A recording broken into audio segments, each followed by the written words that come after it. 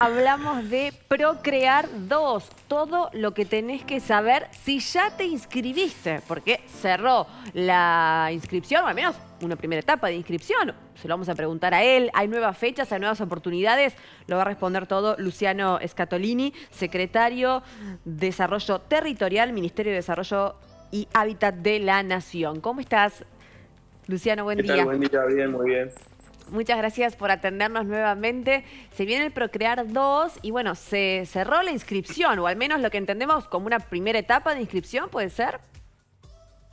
No, en realidad, más que primera etapa, es casi un cierre para los desarrollos urbanísticos que ya estaban terminados, como el caso de Mendoza, que tiene varios desarrollos urbanísticos, tenía originalmente 3.210 viviendas ya construidas, y bueno, estamos cerrando lo que sería la asignación definitiva de las viviendas, quedan apenas 150 viviendas sin asignar, y bueno, este sorteo lo que busca es terminar de cerrar esto para que bueno, las familias puedan rápidamente, las que ganen en el sorteo, mudarse a su nuevo hogar.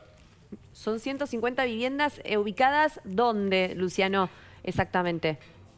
Bueno, en el caso de Mendoza, nosotros tenemos desarrollos urbanísticos en Malargüe, en La Dormida, en San Martín, en San Rafael, en Mendoza Capital, bueno, en muchas localidades, tal vez se me esté olvidando alguna, y bueno, quedan remanentes, ¿no? Prácticamente hemos ido terminando de entregar todas las viviendas. Este sorteo eh, agrega viviendas de Procrear 2 que hemos realizado en esta nueva etapa de la gestión del presidente Alberto Fernández en otros puntos del país.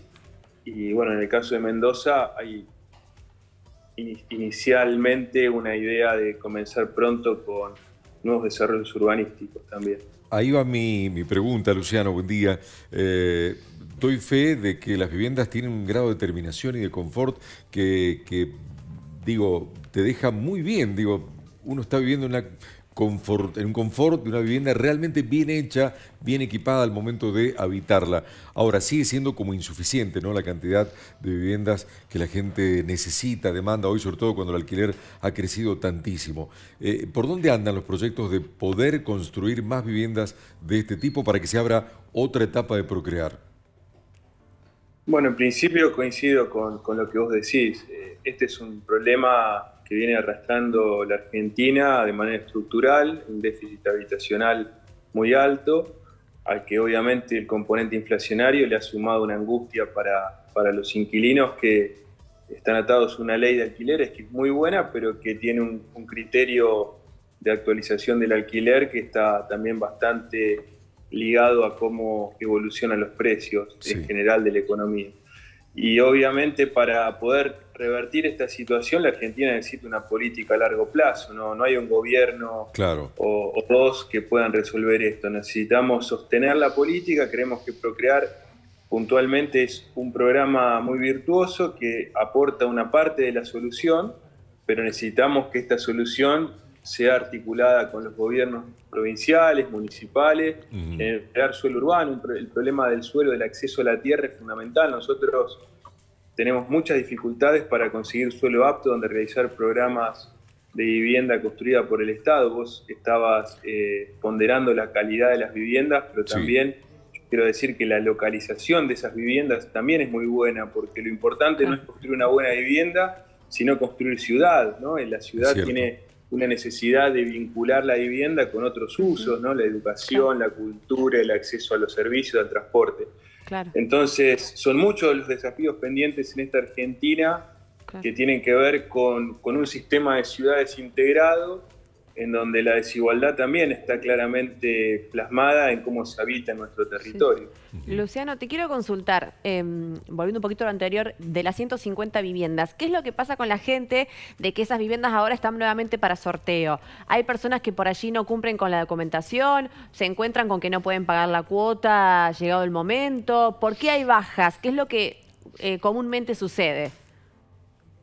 Es buena tu pregunta porque surge muchas veces y hay duda. Bueno, lo aclaro.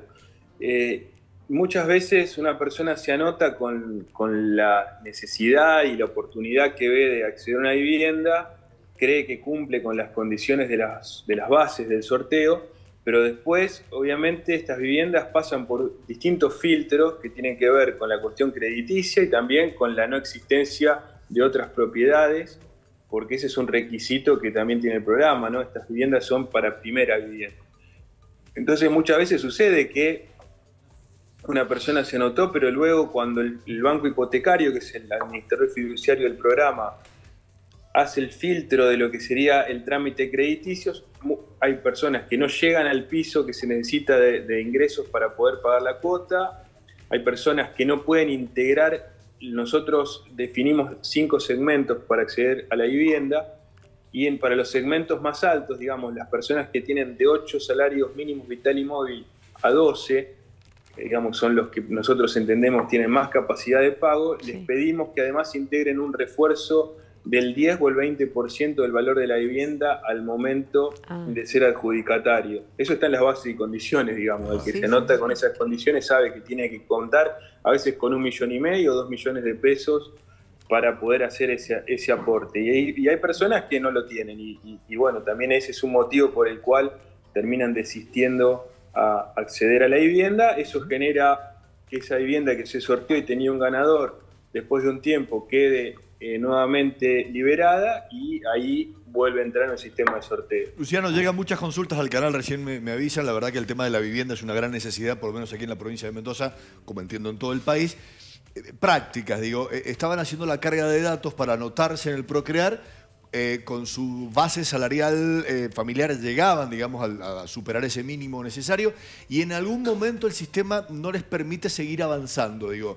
¿Eso por qué puede llegar a suceder? Es una pregunta concreta de un televidente que nos está consultando. Estaban haciendo la carga y en algún momento superaban el mínimo, digamos. Ellos entienden que puede ser por esa parte o puede ser por otro motivo. Sí, la verdad que nosotros tratamos de explicar cuando hay un fracaso, digamos, en términos de poder anotarse. Cada caso es muy particular. Yo no sabría decirle en este caso puntual. Lo que te digo es que tenemos tanto un 0800... ahora no lo recuerdo de memoria, pero está en la página web, un 0800 nuestro, un 0800 del banco hipotecario, y la posibilidad de ir a una oficina también del banco hipotecario personalmente a hacer la consulta, en caso de que la consulta telefónica, por mail también, hay un mail institucional que también está en nuestra página web, que nosotros hemos armado un equipo de personas que están para responder preguntas concretas, porque muchas veces necesitamos analizar el caso para darle, como este vecino o vecina de consulta, una respuesta con criterio, ¿no? Claro.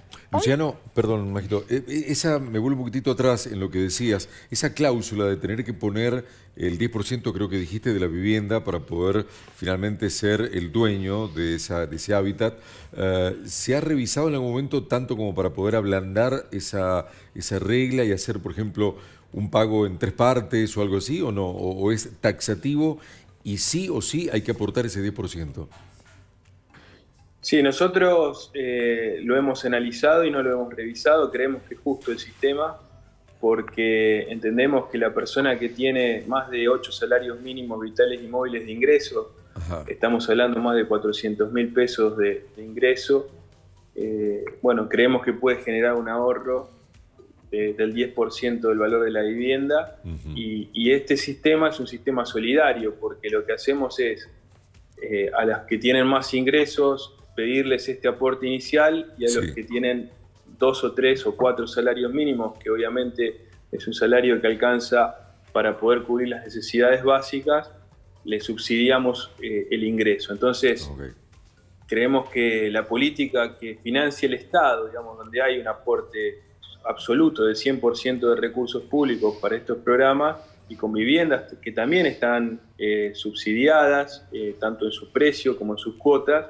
requiere una mirada integral y solidaria para que los que más tienen puedan hacer un esfuerzo mayor y los que menos tienen sean más acompañados. Luciano, tengo para hacerte varias preguntas al respecto. Digo, en un país donde tenemos tanta inflación y demás, y entiendo que la vivienda y esta vivienda construida van atadas directamente a la inflación, ¿cómo han manejado esa brecha? Digo, entiendo que el Procrear ya no es un programa como para vivienda social, digo, lo de las clases que menos poder adquisitivo tienen en la Argentina, digo, les cuesta acceder por ahí al Procrear, o a veces el costo de estos departamentos, por ejemplo, no sé, construidos aquí en Mendoza Capital, por ejemplo, digo, es tan alto que por ahí es muy difícil acceder. ¿Se está pensando en alguna vivienda que no sea gratis, pero que quizás no tenga tantos requisitos o tanto costo para asumir por parte del que no tiene vivienda? Porque además el que no tiene vivienda es muy difícil ahorrar, porque hace lo que puede para pagar los alquileres. La ley de alquileres también los ató a que vayan atados a la inflación y han tenido que pasar por ahí de una casa a un departamento.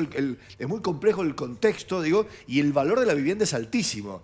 Digo, ¿se está pensando en un Procrear por ahí para gente con ingresos un poco más humildes? Bueno, les doy datos, ¿no? En parte comparto lo que vos planteás y en parte no, porque los datos objetivos, que son los que resultan de las inscripciones, de los sorteos y de las viviendas construidas o en construcción, hablan de una realidad que no es tan así. A ver, nosotros tenemos exclusivamente Procrear tiene 8 líneas de trabajo. Una de las líneas es esta que genera viviendas construidas llave en mano, que bueno, tienen un valor ligado al costo de la construcción, al costo puro de la construcción, e incluso con viviendas asequibles o subsidiadas. Por otro lado, nosotros tenemos el modelo de construcción para que una familia pueda construir una vivienda en un lote propio, en el lote de un familiar, o la línea de lote y construcción. Nosotros comenzamos en el 2020 con el Plan Nacional de Suelo Urbano, que nos ha permitido generar más de 30.000 lotes en toda la Argentina a precios muy accesibles, donde también generamos un subsidio del lote para luego poder dar el financiamiento para construir una vivienda individual. Les cuento, en esa línea, que es la de lote y construcción, el promedio de las familias adjudicatarias de la línea es de 2,5 salarios mínimos vitales y móviles. Esto habla de un acceso, y digo, no solo de la persona, sino del grupo familiar que se inscribe. Entonces estamos hablando de que estamos llegando a sectores trabajadores, pero no de altos ingresos, sectores trabajadores de ingresos bajos o medios. Luciano. En el caso de Mendoza, para contarles también a los mendocinos y mendocinas y que puedan tener la información necesaria, ya hay 6.000 viviendas en estas tipologías que son de lote y construcción o de construcción, o que ya se terminaron de construir o que están construyéndose a través de esta política del Estado Nacional, que es muy interesante porque además no genera intermediación, porque no hay empresas constructoras en el medio, cada persona recibe el recurso y con los recursos genera su propio desarrollo de la vivienda. Y por otro lado, la edad, ¿no? Es muy interesante decirles que el promedio de edad de Procrear hoy está en los 32 años de edad, o sea, es un promedio de edad bastante bajo, y bueno, encontramos que hay muchos jóvenes que han podido acceder. Vuelvo a insistir, no creo que esta sea la única solución, hay que trabajar integralmente la problemática, por eso comprendo las preguntas, la angustia de mucha gente, que ustedes también tengan las dudas que tengan que tener. Nosotros podemos dar respuesta a una parte de esta necesidad estructural que tienen los argentinos y las argentinas, pero esto tiene que ser complementado, como bien vos también planteabas, por otras políticas. Nosotros tenemos un programa que se llama Casa Propia, que apunta al subsidio directo, 100% de subsidio de la vivienda, donde financiamos a las unidades ejecutoras, institutos de vivienda, municipios para que puedan construir. Tenemos el Plan Nacional de Suelo Urbano para generar lotes con servicios, claro, y que lo que sea el primer acceso no sea una vivienda, sino un lote con servicios. Tenemos programas para mejoramiento o terminación de vivienda. Ya entregamos más de 100.000 financiamientos para mejorar o terminar una vivienda existente. Programas vinculados a la regularización dominial de las viviendas, porque muchas familias viven en un lugar que no está regularizado. Y vuelvo a insistir también, el Estado Nacional es una parte de la solución y el apoyo que podemos dar a las familias argentinas a resolver esto, pero un problema tan estructural, complejo y que lleva tantos años en la Argentina y en el mundo necesita una mirada a largo plazo. Estas deberían ser las políticas que en la próxima, estamos muy cerca ya de empezar a discutir candidaturas, plataformas. Sería muy sano y agradezco el programa a ustedes y también las preguntas que me hacen para que esto sea una cuestión que debatan los candidatos, las candidatas, Ojalá. y que haya una plataforma Total. común, ¿no? de estos problemas.